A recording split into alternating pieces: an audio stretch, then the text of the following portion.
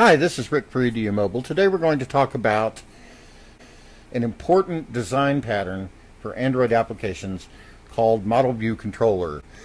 And it is more than a design pattern. It is actually a design philosophy that Android adopts as an organizational philosophy for Android apps. So this is very important, and it will inform everything we do in the course to a greater or lesser degree. So let's go ahead and get started. ModelViewController Pattern is a high-level design pattern for software development, and this exists not only in Android, but in software development as a whole. In object-oriented development, I should say. In ModelViewController, the classes are categorized according to function. So model classes basically are what an app is. It's data representation. What does this app represent? What is the data I will be working on? So model classes are a representation of the data for the application. View classes are how a user interacts with your app. Views are the user interface. Controller classes are what exists between the model and the view. Controller classes control the view controls, and they also send messages between the model and view classes.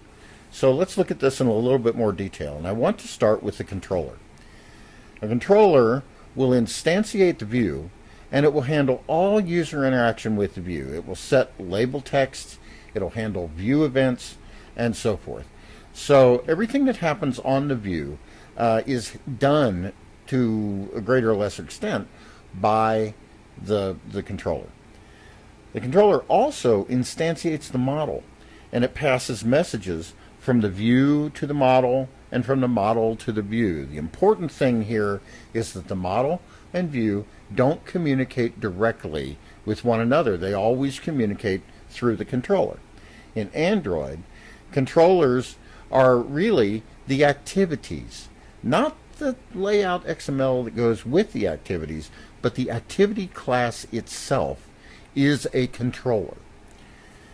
So an Android service, then, we talked about services in the last unit a little bit, and we'll talk about them a great deal more, but an Android service is like a controller with a model, but without a view. So services don't have a view, so they're not really a view controller, but they do have a model, even if it's just embedded within the controller. So that's something we'll mention a little bit later. So now the view is instantiated and owned by a controller. We can think of this in Android as the layout XML for a particular activity being the view, and the activity itself being the controller. It never communicates directly with the data that is represented by the user interface, which is the model. So even though the data is displayed for the user on the view, and even though the user may think that the view is all there is to an application, there's really more going on behind the scenes. The view tells the controller what to send to the model, let's say, or the controller gets that information from the view and sends it to the model. The model may update itself in response to some order from the controller, and then the controller will send the updated information to the view. So, but there is never a direct line of communication within the model or from the model to the view or vice versa. This is very important, and I keep saying it, but it's extremely important. In Android, views are best represented by the layout XML files and the controls within them. Now, even if a controller defines its own view in code, even if we don't use a layout XML and create a view dynamically in code, the controller has still instantiated a separate view, and it's the same concept. So the view is separate from the controller, even if it's instantiated within the controller. So there is a distinction between the view and its controller. In other words, the controller's view is a separate object from the controller. The model, simple. The model encapsulates the data for a controller and a controller's views. It handles all the data for the application. It never communicates directly with a view. And I think that's probably the last time I'm going to say that today, but you'll hear it over and over from me. Views and models don't communicate to one another. They use a controller. A good model hides its own implementation. So what do I mean by that? Well, the controller knows about the model, but it doesn't necessarily know how the model gets the job done. So in our demo, we send a string to the model. The model does something with it, and then later we ask for another string from the model, and the model gives it back. What happens in the middle is unimportant to the controller.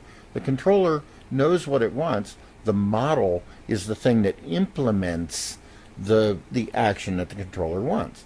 So a good model hides that implementation. So let's have an example.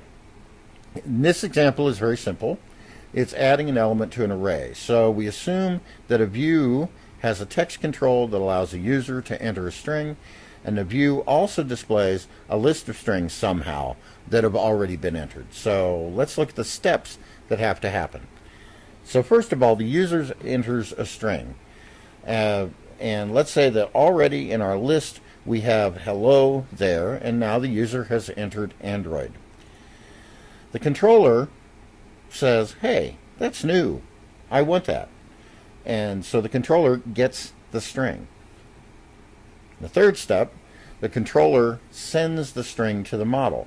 Here, do something with this. So our red dot here represents the string Android. And so the model says, oh, okay, I know what to do with that. Internally, I'm going to add that to an array. So I've already got hello and there that we've displayed in the view. So now I'm adding the string Android. So internally, I know what to do with that. So then the controller requests the data. Do you have new data for me? And the model says, yep, I've got something for you. Now, how that data is represented, the model sends it back. The controller asks for data in a particular fashion. The model knows how to package that data and send it to the controller in that fashion. And finally, the controller displays the new data in a list, which is a view implementation, but the controller knows what the view wants and sends it out to the view as a list. And now we still have this string Android in the view, so the controller tells it to clear the input control. This is a very simple example of the interactions between a model, a view, and a controller in any application. But what we're going to see is a demo of how this happens, essentially this same example in Android. Thank you very much.